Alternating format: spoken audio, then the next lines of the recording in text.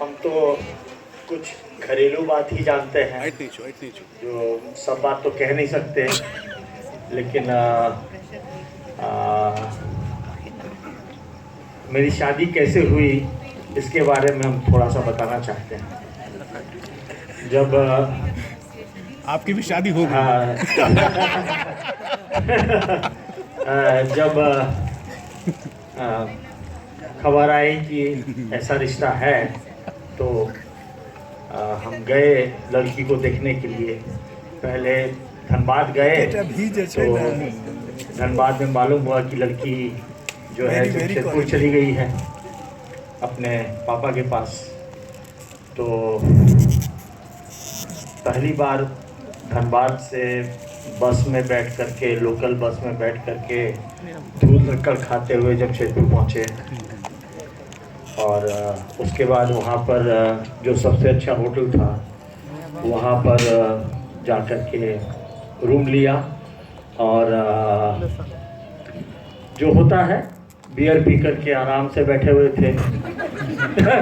नहाने के बाद जमशेदपुर में गर्मी तो बहुत रहती है, तो कहा गया कि आप कब देखना पसंद करेंगे।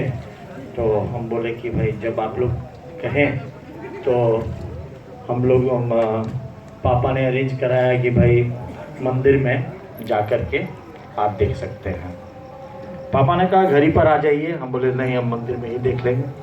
तो खैर उस दिन पहली बार पापा को देखा और अम्बेसडर गाड़ी थी। उसके बाद पापा ने कहा कि चलिए घर चलिए। तो हम बोले कि हाँ आएंगे, आते हैं। उसके बाद उसी अम्बेसडर गाड़ी पर हम सोचते हैं कम से कम 8-9 आदमी होंगे उस गाड़ी में। उसी गाड़ी में हम भी घुस गए और बैठ गए। लेकिन जगह थी उसमें, ऐसी बात नहीं है, और भी जगह थी। और भी आ सकते थे। और बड़ा एक मिडिल क्लास फैमिली का या अपर मिडिल क्लास कहिए, जो भी कहना हो कहिए, उस समय मेरे पास माना जितना दिमाग था काफ़ी कमी था। तो मेरा सोचने का ज़रिया भी थोड़ा सा डिफरेंट था। मॉनिटरी था ऑलवेज। तो उसके अलावा हमने कुछ जाना समझा नहीं लाइफ में। तो लेकिन शादी के बाद जब हमने देखा कि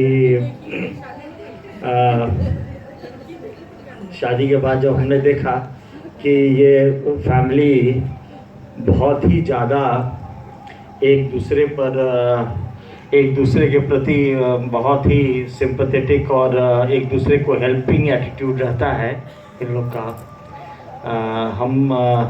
हमारी भी जॉइंट फैमिली है, थी उस ज़माने में, लेकिन इस ऐसा प्यार हमने कभी नहीं देखा था भाइयों में और भाइयों बहनों में जो मैंने देखा। और जब भाइयों की बात करें तो सुभाष काका बहुत याद आते हैं। सुभाष काका सही में सुभाष काका और पापा में कर्म हम सोचते हैं कि माने मेरे हिसाब से राम लक्ष्मण की जोड़ी थी। हमने बहुत सी ऐसी बातें हैं जो मुझे ही केवल मालूम है और फैमिली में कुछ मेरी वाइफ को भी नहीं मालूम है, और ना ही मैं वो सब चीज़ बताना चाहता हूँ।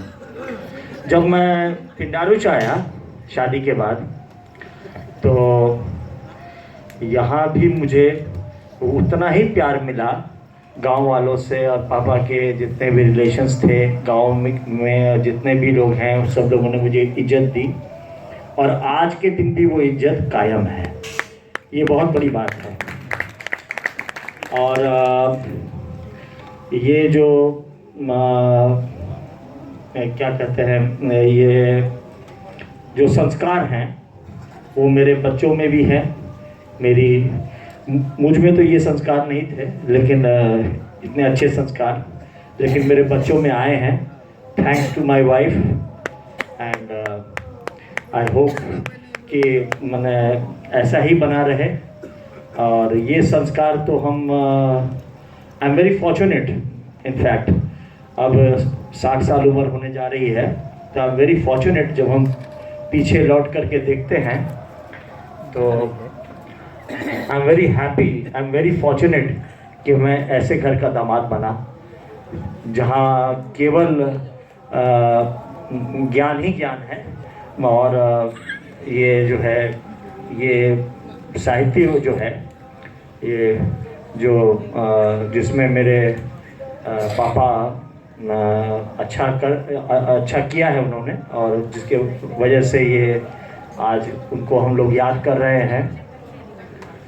मेरी माँ भी, मेरी सास, उनसे भी मेरा काफ़ी इंटरेक्शन हुआ। She was a down to earth lady. ऐसी माँ बहुत कम, मैंने सास बहुत कम देखने को मिलती हैं। और